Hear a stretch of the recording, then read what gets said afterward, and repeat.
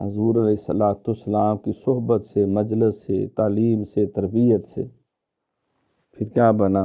ابو بکر صدیق اکبر ہو گئے، عمر فاروق اعظم ہو گئے، عثمان ذو النورین شرم و حیا کے پیکر ہو گئے،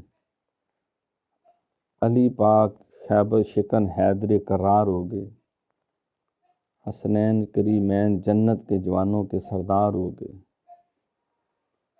بلال حبشی جو ہے وہ رشک کمر ہو گئے۔